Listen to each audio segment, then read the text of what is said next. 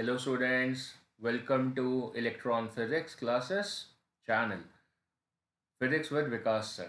और आज के लेक्चर में हम क्या पढ़ने वाले हैं उसके ऊपर पहले कॉन्सेंट्रेट करें।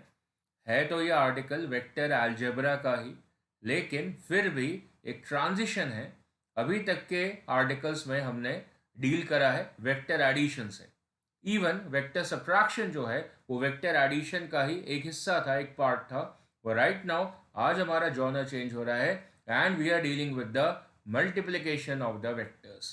अब हम अगर दो स्केलर्स को मल्टीप्लाई करते हैं तो वो हमें पहले से आता है, 2 दूनी 4 होता है, 2 × 4 8 होता है, 7 × 9 63 होता है, 11 × 5 55 होता है। These are what scalar multiplications. पर हमारी जो कहानी है आज की, the story for today is the vector multiplications. अगर हमारे पास दो वेक्टर फिजिकल क्वांटिटीज हैं, हमें उन दोनों को मल्टीप्लाई करना है। तो हमने सोचा जब हम उनको मल्टीप्लाई करेंगे तो हमें मिलेगा क्या। तो बहुत सोचने में पता चला कि इनको मल्टीप्लाई करके एक और फिजिकल क्वांटिटी बनाई जाएगी, एक और फिजिकल क्वांटिटी हमें इंटरप्रेट होगी। अब वो जो नई फिजिकल क्वांटिटी बनेगी, फॉर एग्जाम्पल मैं आपको समझाता हूं। जैसे एक फॉर्मूला होता है mass into acceleration. Mass into acceleration को मल्टीप्लाई करके आपको क्या मिलता है? फोर्स मिलता है। पर वो एक वेक्टर मल्टीप्लिकेशन नहीं है। आप बोलोगे सर क्यों नहीं है? रीजन, एक्सेलरेशन एक वेक्टर है पर मास जो है वो स्केलर है। सो दैट्स अ आर्टिकल जिसमें एक स्केलर को आपने एक वेक्टर के साथ में मल्टीप्लाई करा है। हमारा आर्टिकल डिफरेंट है। हमारे पास जो दोनों मल्टीप्लाइड क्वांटिटीज हैं वो दोनों के दोनों क्या है? वेक्टर्स हैं।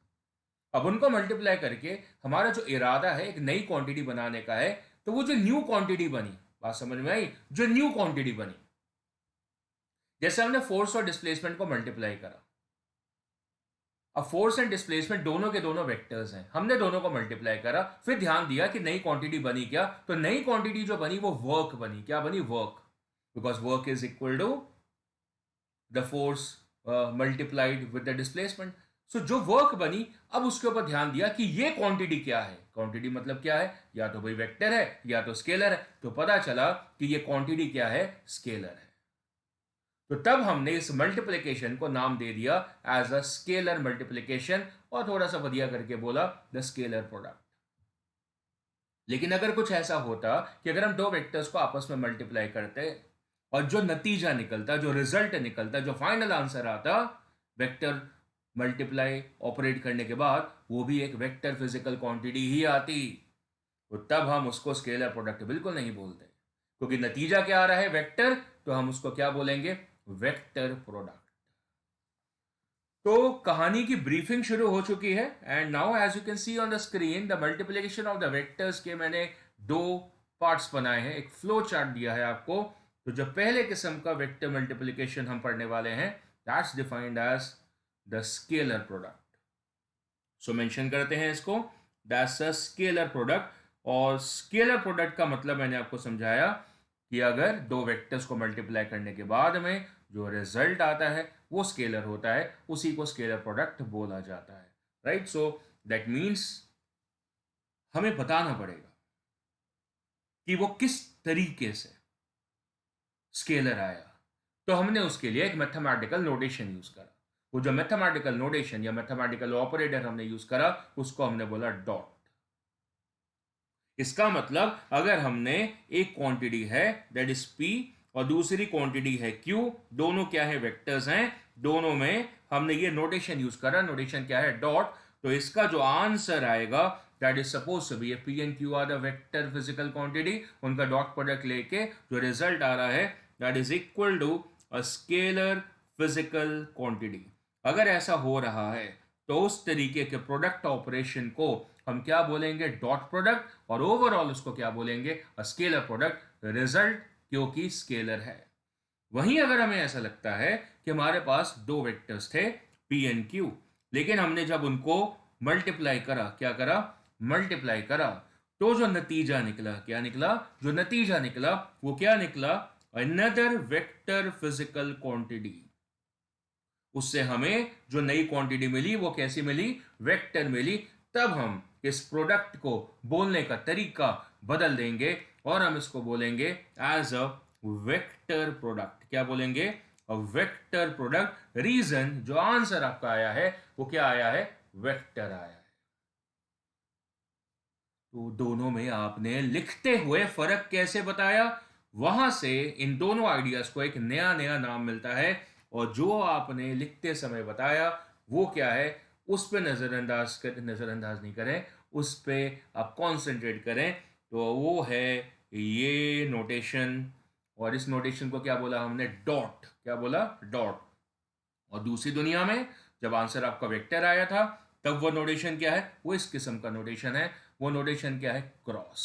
इस लहजे से हमने इनको एक और नाम दिए, एक साइमल्टेनियस नाम दिया, that the scalar product is also known as a dot product, क्योंकि जो मैथमेटिकल ऑपरेटर हमने यूज करा है वो क्या है? डॉट। और उसी तरीके से हमने दूसरे में क्या यूज करा? That is a cross. So that is a cross product over there. और क्रॉस प्रोडक्ट क्यों बोल रहे हैं? क्योंकि जो मैथमेटिकल ऑपरेटर आप यूज कर रहे हैं उसको देखने में क्या लग रहा है? That's a cross. राइट। जैसे हम मैथमेटिकल ऑपरेटर्स के बारे में क्या जानते हैं? जैसे बोलते प्लस है, माइनस है, मल्टीप्लाई है। तो अगर दो क्वांटिटीज हैं 2 और 4, उनको ऐड करोगे नतीजा कुछ और आएगा, क्योंकि ऑपरेटर क्या है? एडिशन। और अगर आप उनको सब्ट्रैक्ट करते हैं या मल्टीप्लाई करते हैं, फॉर एग्जांपल 2 into 4 कितना आएगा? 8 आएगा। आंसर डिफरेंट आया। आंसर क्यों डिफरेंट आया? Reason because operator is different. यहां पर भी ऑपरेटर हैं, और ये दोनों ऑपरेटर उन्हीं दोनों सेम फिजिकल क्वांटिटीज के रिजल्ट को बदल देते हैं। अगर डॉट ऑपरेटर यूज हुआ तो नतीजा स्केलर आएगा, और क्रॉस यूज हुआ तो नतीजा वेक्टर आएगा। I think we have entered into the article of the dot product now. कैसे? Because we intend to study that in the today's lecture. आज हम वेक्टर प्रोडक्ट के बारे में कोई डिस्कशन नहीं करेंगे।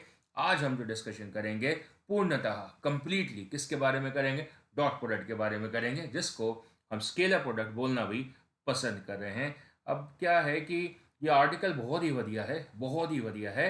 अब ये जो आर्टिकल जो बढ़िया है उसके लिए मैं आपको एक एक एनिमेशन से दिखाना चाहता हूँ। एक छोटी सी एनिमेशन है। ये देखिए आप एनिमेशन, ये देखिए, ये क्या दिख रहा है आपको? आपको ये दिख रहा है कि डॉट प्रोडक्ट का मतलब क्या होता है। कि सर क्या मतलब होता है, इससे हमें क्या समझ में आएगा?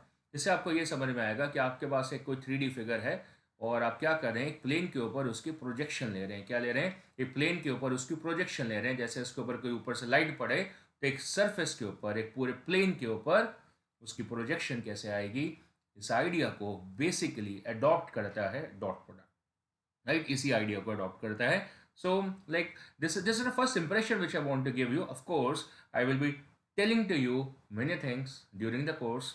ये आपका एक पहला इंप्रेशन था आपके दिमाग में फीड करने का, जो मैंने कर दिया है। And now let's move forward and understand typically that what is a dot product, and for that I have an intro। अब इंट्रो किसका है? दो वेक्टर्स का है। हमारे पास दो वेक्टर्स हैं, दोनों वेक्टर्स के नाम लिखते हैं। Let's say I have a vector which is A, this is a vector A, and this is a vector B, जैसे आपकी स्क्रीन पे है। और दोनों के जो ओरिएंटेशन है, जो उनके डायरेक्शन मार्क्स हैं, उनके बीच में जो एंगल है that is theta. So correctly क्या बोलेंगे? That theta is angle at which both the vectors are oriented. दोनों के बीच में एंगल कितना है? थीटा है। So what does a dot product mathematically and physically state? It states that if you operate A dot B, so then the result is supposed to be, जो result मिलेगा वो क्या मिलेगा? That's modulus of A, इसका मतलब A का magnitude, multiplied by the modulus of B, इसका मतलब B का magnitude, into cosine of the angle, that is cos, that's a cosine of the angle between the two vectors, इनका product. That's a product multiplication of the magnitude of A with the magnitude of B into the cosine of the angle between the two vectors. And this is the opening intro of the dot product. And now what does it physically means will be dealt later on. Definitely हम deal करेंगे। हमने एक idea ले लिया projection का, पर वो exactly किस तरीके से आपके सामने आएगा उसके लिए आपको थोड़े से बेसिक समझने पड़ेंगे डॉट प्रोडक्ट के। इसलिए उस आर्टिकल को हम थोड़ा सा पोस्टपोन कर रहे हैं, शायद वो नेक्स्ट वीडियो में आपके सामने आएगा। इस वीडियो में we are going to now get into the basics of the dot product. उसको यूज कैसे करना है, how do we use it. पहला बहुत सौखा तरीका है। मान लो आपको क्वेश्चन गिवन हो, ए का मैग्नीट्यूड है 4। सुनिएगा, ए का मैग्नीट्यूड कितना? 4। बी का मैग्नीट्यूड कितना? 6 ले लेते हैं। याद है आपको? ध्यान रहा, एक का 4, दूसरे का कितना? 6। और थीटा ले लेते हैं 60 डिग्रीज, ले लिया आपने। अब cos 60 कितना होता है 1/2, तो ए डॉट बी कितना हुआ 4 multiplied by 6 into cos of 60, cos 60 कितना हुआ हाफ, तो 4 into 6 into half, so 24/2, 12 units is your answer for your dot product. एक आंसर आ गया, नंबर आया, वैल्यू आई। को डायरेक्शन तो नहीं बताया ना आपने, reason because they did not tell any direction, so the result which was coming was entirely a scalar quantity, and therefore hence the name as a scalar product, and so easily it's been delivering the answer। पर इसके पीछे का जो logistics है definitely हम उसको भी study करेंगे। The article the physical significance, अभी हम इसको वेक्टर के नज़रिए से ही देख रहे हैं। तो जब चीज़ों को वेक्टर की नज़र से देखते हैं तो हमें जो सबसे पहले ध्यान आता है वो होता है रेक्टेंगुलर कंपोनेंट नोटेशन। मान लो कि यही दोनों वेक्टर्स आपको दिए हैं, कौन से वाले, ए वेक्टर एंड बी वेक्टर। अब आप ए वेक्टर को सही तरीके से मतलब कि भाई वो वेक्टर कहाँ ओरिएंटेड है, अलोंग अ स्ट्रेट लाइन है, इन अ प्लेन है या इन अ स्पेस है, ये हमें कौन जानकारी देता है, कौन बताता है, that's a rectangular component notation. So A vector को in the full version complete form में किस तरीके से लिख रहे हैं, in the component form of course, that's A x I cap plus A Y J cap and plus A Z के cap. उसी प्रकार जो बी वेक्टर है भाई हमें उसको भी तो लिखना है, so the B vector is also written in the same format, उसके साथ क्यों ना इंसाफी करें, तो सेम तरीके से लिखा हमने, that's B x I cap plus B y J cap and plus B z के कैप, वो that's the B vector notation. चलो ये भी कर लिया हमने, अब क्या करना है, अब ए डॉट बी ऑपरेट करना है। ए कितना करिए सर, दोनों के बीच का एंगल तो सानू पता नहीं है, हमें तो पता ही नहीं है, फिर कितना करेंगे, हमने कहा होले तसल्ली रखो, सारा कुछ अभी समझ में आएगा। हमने कहा इसके अंदर कुछ नई चीजें दिख रही हैं, अब ए और बी तो वेक्टर्स ही है ना, तो उसमें आई cap j cap k cap दिख रहा है, ये क्या है, these are the default unit vectors along the x-axis, y-axis and z-axis orientations respectively। हमने कहा थोड़ा और बाइफरकेट करते हैं, थोड़ा और थल्ले जाते हैं और इनके बीच में डॉट प्रोडक्ट ऑपरेशंस को चेक ऑन करते हैं। जैसे कि मुझे बोला गया सबसे पहले आई डॉट जे की वैल्यू निकालो, क्या निकालो, आई डॉट जे की वैल्यू। तो मैंने निकालना शुरू करा, मैंने तो अपना फॉर्मूला लगाना था, और मेरा फॉर्मूला जो है जो कि मुझे अभी तक सीखने को मिला, that's A dot B is equal to A B cos theta, ये मेरा फॉर्मूला है, ठीक है ना, बिल्कुल है। तो अब इसके अंदर ए कितना गिवन है I cap, so I should write A modulus of I cap. आगे बी क्या है मेरा J cap, so modulus of J cap and into cos of the angle between the two vectors. अब ये मेरी इंटेलिजेंस पे है कि जो आई कैप और जे कैप है ये वेक्टर्स कहाँ ओरिएंटेड है। तो मुझे ध्यान आया सर ये तो मुझे पता है, ये मुझे पता है कि सर देखो आई कैप जो होता है सर वो यहाँ होता है। मैंने कहा बिल्कुल परफेक्ट बोल रहे हो।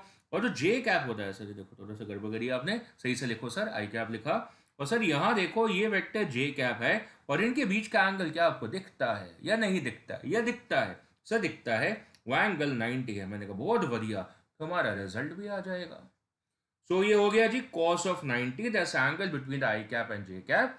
और क्योंकि ये एंगल 90 है तो cos 90 की दुनिया कितनी होती है, शून्य।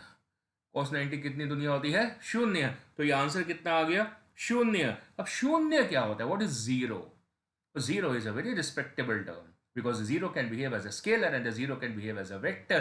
Right now it's a zero scalar, reason ये डॉट प्रोडक्ट ऑपरेट करके आया है, और डॉट प्रोडक्ट क्या होता है, स्केलर प्रोडक्ट होता है। समझ आई गल, बिल्कुल समझ में आएगी। अब इसी प्रकार अगर मैं जे डॉट आई निकालूं, सर ये क्या बात हुई, सेम ही तो लग रहा है। अरे लग रहा है कि नहीं, पहले देख लो, J dot I that's equal to the modulus of J into modulus of I, और जे और आई के बीच में कितना एंगल है, समझ आप कर रहे हो सर, आई और जे के बीच में 90 है, तो जे और आई के बीच में कितना होगा, वो मैंने कहा 90 होगा। तो ठीक है ना, तो वही तो हम कह रहे थे, तो मैं भी तो वही कह रहा हूँ, घुमा फिरा के बात तो वही है ना, तो आंसर भी घुमा फिरा के वही है ना, cos 90 की दुनिया तो जीरो है। अच्छा, तो मुझे ये बात समझ में आती है कि i dot j equal to j dot i. Sir इतना मत बोलो, जीरो को जीरो से इक्वल थोड़ी करते हैं। अच्छा चलो नहीं करते, पर फिर भी आई डॉट जे और जे डॉट आई आंसर तो सेम ही आ रहा है ना। अच्छा सर ठीक है, ओके डन, आगे बढ़ते हैं। सो जे डॉट के पे जाते हैं। नॉट जे कहाँ पर होता है सर, वाई एक्सिस पे, और के कहाँ पर होता है सर, जेड एक्सिस पे। Okay sir, okay, Z axis मतलब सर ये देखो ये रही, और ये क्या है, के कैप है। अब ये बता दो मुझे कि जे और के बीच में एंगल कितना है, सर देखो वो भी 90 है, That's once again 90. So my dear, the answer once again is gonna be 0. Is 0. Why? क्योंकि ये j cap और ये k cap and that's cos 90 और cos 90 कितना है 0. So once again it is 0. ये तो 0 की लड़ियां लग रही हैं, ये तो लाइन लग रही है 0 की. k डॉट j सर वो भी 0 है. क्यों है सर? पता है, क्योंकि k और j के बीच में एंगल कितना है 90 है. तो sir i dot K, so I cap mod k cap mod into cos of 90. Sir अब पहले देख तो लो. मैंने कहा मुझे पता है, आपको नहीं पता. तो अब ध्यान से डायग्राम में देखें कि i और k के बीच का एंगल भी कितना है 90 है. तो उनका डॉट प्रोडक्ट भी कितना आ रहा है 0 आ रहा है. What about k and i? So that's once again 90. सो उनका भी डॉट प्रोडक्ट कितना आ रहा है 0 आता है. सर क्या सभी का 0 आता है? No no no no. जो परपेंडिकुलर वेक्टर्स हैं उनका कितना आ रहा है 0 आ रहा है. ये नॉलेज हमें मिल जाती है. Very good. एक एक करके नॉलेज मिल रही है जैसा हमने सोचा था. अब तो फिर नॉन जीरो भी तो देखें. सब कुछ जीरो होगा तो आंसर तो सारे क्वेश्चन का जीरो हो गया. So what is i cap dot i cap? यहां से दुनिया में थोड़ा बदलाव है. That's equal to mod of I cap into cos of 0. Why 0? क्योंकि दोनों आई कैप वेक्टर्स कहां पर है? Along the positive x axis. तो दोनों के बीच में एंगल कितना आया 0 आ रहा है. What is the magnitude of a unit vector? 1. Again it's 1 because it's once again a unit vector. And cos 0 की दुनिया क्या है? That's once again 1. cos 0 कितना होता है 1 होता है. So what is 1 into 1 into 1? The answer is 1. Is it scalar or a vector? The answer, जिनको मल्टीप्लाई करा वो तो वेक्टर्स थे, पर आंसर क्या आ रहा है? स्केलर आ रहा है. बात समझ में आती है that why it is a scalar product. And so we receive a result also कि सिमिलर वेक्टर्स हैं, सिमिलर यूनिट वेक्टर्स हैं, उनका डॉट प्रोडक्ट कितना आएगा 1 आएगा हमेशा. यस हमेशा सिमिलर होने चाहिए. जे कैप का मैग्नीट्यूड कितना होगा 1 होगा. फिर से जे कैप का मैग्नीट्यूड कितना होगा 1 होगा. और दोनों के बीच में एंगल कितना होगा 0 होगा, क्योंकि दोनों पॉजिटिव वाई एक्सिस पे ओरिएंटेड है. और इस वजह से जो रिजल्ट है एक बार फिर से कितना है 1 है. So the statement is pretty valid now that if we are dealing with the dot product of the identical vectors, that means the equal vectors of the identical equal unit vectors, in that case the result is definitely equal to 1. Right? So if you take k cap dot k cap also, that will be 1, जो कि अभी हम लिखने वाले हैं. Or you take any arbitrary vectors, that's a cap dot a cap, it will be 1. If it is n cap dot n cap, will be equal to 1. This n cap dot n cap, it does has some kind of a significance, right? Now k cap dot k cap, that's equal to modulus of k into modulus of k into cos of 0. So the value over here once again stands equal to 1. That's my result, my dear. Great? Of course it's great. So हमने करा क्या है 9 results बनाए. 1 2 3 4 5 6 7 8 9. 6 had been turned out to be 0 and 3 had been turned out to be equal to 1. अगर perpendicular vectors हैं उनका dot product 0 आएगा. तो i dot j, j dot k dot i, ये सारे आपस में परपेंडिकुलर हैं.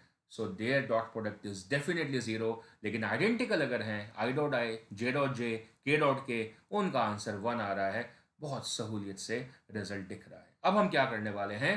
अब हम इन 9 के 9 रिजल्ट को अपने डॉट प्रोडक्ट में of the vectors A and B use करने वाले हैं. चलो यूज करते हैं. बेसिक हो गया है, एडवांस में चलते हैं. कहे कि advance it just a next step in our article. क्या देखा आपको कि ए वेक्टर और बी वेक्टर कंपोनेंट फॉर्म में गिवन है. मैंने क्या करा है डिस्ट्रीब्यूटिव प्रॉपर्टी यूज करी है. सर ये क्या होती है? डिस्ट्रीब्यूटिव प्रॉपर्टी है हर एक टर्म को हर एक टर्म से मल्टीप्लाई करो. मतलब ए डॉट बी ऑपरेट करना था आपको. क्या करना था? ए डॉट बी आपको ऑपरेट करना है. तो आपने क्या करा? पहले ये जो टर्म है ए एक्स, उसको क्या करा? पहले बी एक्स से मल्टीप्लाई करा, फिर बी वाई से मल्टीप्लाई करा, फिर बी जेड से मल्टीप्लाई करा. फिर नेक्स्ट टर्म क्या आई? आपने ए वाई को पहले बी एक्स से मल्टीप्लाई करा, फिर बी वाई से मल्टीप्लाई करा, फिर बी जेड से मल्टीप्लाई करा, और आखिर में क्या करा?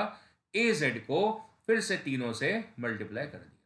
ऐसा करके आपको कितनी टर्म्स मिल गई? 9 टर्म्स मिल गई. वो मैंने थोड़ा समय सेव करने के लिए आपके सामने ऑलरेडी पहले से लिख के तैयार करके रखी है, मेहनत करी है आपके लिए, ताकि आपका समय बर्बाद ना करूं बिल्कुल, ठीक है ना। चलो अब देखते हैं। देखो नोट जरूर बनाते रहना है, ऐसा मत करना कि सारी मेहनत मैं करता जाऊँ और तुम कुछ मेहनत ना करो, ऐसा बिल्कुल नहीं करना है। You all must be making the note sitting in the correct position. जैसे मैं करेक्ट पोजीशन में बैठ के पढ़ा रहा हूँ, वैसे ही सारे बच्चों को यही करना चाहिए कि बैठ के तसल्ली से आइसोलेटेड कमरे में, हाँ नेट कनेक्शन बढ़िया होना चाहिए, और फिर प्रॉपरली नोट्स बनाए, ऐसा सोच के कि सर बिल्कुल लाइव हमारी क्लास के सामने बैठे हैं, बिल्कुल सामने। ओके ओके, चलो आगे बढ़ते हैं फिर। अब ये जो हमने रिजल्ट देखा, इसमें इसमें कोई टर्म्स तो गायब हो रही हैं। गायब हो रही है मतलब उनका आंसर जीरो आ रहा है। उनका आंसर क्या आ रहा है? जीरो आ रहा है। किन किन का? बड़े बड़ी सारी टर्म्स है, बहुत सारी टर्म्स हैं जिनका आंसर जीरो आ रहा है। सर बता दो कौन कौन सा है। ये ना जो आई डॉट जे वाली टर्म है, कौन सी वाली टर्म है सर? आई डॉट जे वाली टर्म है, ये इसका आंसर जीरो आएगा। क्यों सर? आई डॉट जे जीरो होता है, अभी देखा। सर आई डॉट के भी जीरो है, वेरी गुड। सर जे डॉट आई भी जीरो है, वेरी गुड। सर जे डॉट के भी जीरो है, वेरी गुड। सर के डॉट आई भी जीरो है, एंड के डॉट जे भी जीरो है। सर ये सारी टर्म्स जीरो हो चुकी है। मैंने कहा फिर बचा क्या? सर बचा है, देखो तीन टर्म्स बची हैं। कौन सी? सर देखो ये वाली टर्म बचती है, इसको हम कर देते हैं लाल। फिर सर देखो, सर ये वाली टर्म बचती है, मैंने कहा इसको भी कर देते हैं लाल। और फिर सर एक और टर्म बचती है, इसको कर देते हैं रेड। डिफरेंट कलर है, नहीं नहीं। सो ये हो गया हमारा रिजल्ट, आ गया है। सर रिजल्ट कैसे आया? बेटा जी देखो, what is i dot I? That's equal to one. What is j dot j? That's equal to one. What is k dot k? That's equal to one. बच क्या गया सर? जो हमारी आंखों के सामने है, that's equal to A x B x, क्योंकि आई डॉट आई कितना है? वन। सेकेंड टर्म क्या बची? A Y into B Y, and the last term that is A Z into B Z. The reason is pretty simple, I dot I की value one, J dot J की value one, के dot के की value one, और आपका answer आपके सामने सहूलियत से आ जाता है। The reason we studied in detail कि वो 9 टर्म्स कैसे बिहेव कर रही थी, i dot j, j dot i dot i, k dot के कितना बिहेव कर रही थी पता था, तो रिजल्ट आ गया। किसका रिजल्ट आया है सर? ए डॉट बी का। That's a dot product of A and B. क्या रिजल्ट आया है sir? A x B x, A Y B y, और ए जेड बी जेड का एडिशन। मैंने कहा कि आप जे कैप कहाँ है सर? वो तो गए सर। ए वेक्टर में तो थे सर, बी वेक्टर में तो थे, आई cap j cap k cap सब कुछ था, लेकिन सर जब रिजल्ट लिखा हमने तो सर कमाल हो गया इसमें। तो sir i cap j cap k cap नहीं है। So my dear students, you have understood this particular idea yet again, that this result is why known as a scalar product, because the answer which is coming out is not having any hint of vector notations. या आई cap j cap क्या है? Vector notations ही है ना, इससे आपको भरोसा होता है ना कि ये इनके डायरेक्शंस हैं। गायब है, there is no direction in it, and that's the result, and this is a beautiful result which is gonna live with us for a long time. ये हमारे साथ रहेगा रिजल्ट। इसको डब्बे में बंद कर देते हैं, it's an important result. So एक रिव्यू मारते हैं सर। रिव्यू सर देखो, it's a vector as A x I cap plus A Y J cap and plus A Z के कैप, सही है। And the B vector is equal to B x I cap plus B y J cap and plus B z के cap, correct है। And what did I operate right now? That's A dot B. So what's that A dot B, my friends? What's that A dot B, my friends? Find that, sir. ये देखो हमने क्या करा, आई cap के coefficients को multiply करा, जे cap के coefficients को मल्टीप्लाई करा, और के कैप के कोफिशिएंट्स को मल्टीप्लाई करा, और फिर क्या करा? ऐड कर दिया। So you get A x B X, समझ में आ रही है? A x B X plus A Y B Y and plus A Z B Z, and that's what is suppose to be the result. तो हमने दो result सीखे अभी इस वीडियो में। इस वीडियो के आखिरी क्षण है, ये वीडियो खत्म होने वाला है, और जो नेक्स्ट वीडियो आने वाला है that is about the properties of the dot product और applications of the dot product, कि हम इसको यूज़ कैसे करेंगे, फिजिक्स में उसका उपयोग कहाँ करेंगे, और उसके कुछ क्वेश्चंस के डिस्कशन, सब कुछ आने वाला है। You must watch the next video also for the completion of this article. ये आर्टिकल खत्म नहीं हुआ है, it's an intro to this particular idea. अभी इसका नेक्स्ट वीडियो जो सीरीज में होगा that will talk about this application and properties. सो जाते जाते जहां से लेक्चर शुरू किया था उसको दोबारा से लिखते हैं कि ए डॉट बी का रिजल्ट क्या था, that's A B cos theta. तो हमने दो रिजल्ट बनाए हैं, एक आपका ए बी कॉस थीटा और दूसरा जो राइट पे लिखा है A x B X plus A Y B Y and plus A Z B Z, that's our second result. और दोनों में जो कॉमन बिहेवियर है वो क्या है, that is the result is scalar. पहला रिजल्ट कब यूज होगा, जब ए और बी का सीधा मैग्नीट्यूड गिवन हो, और सेकेंड रिजल्ट कब यूज होगा, जब ए और बी वेक्टर नोटेशंस में रेक्टेंगुलर कॉम्पोनेंट फॉर्म में गिवन हो। बहुत बातें हो गई हैं, ये वीडियो यहाँ पे ख़त्म करते हैं, मेरे को खुद ही करना पड़ता है stop and start. I am stopping the video, bye.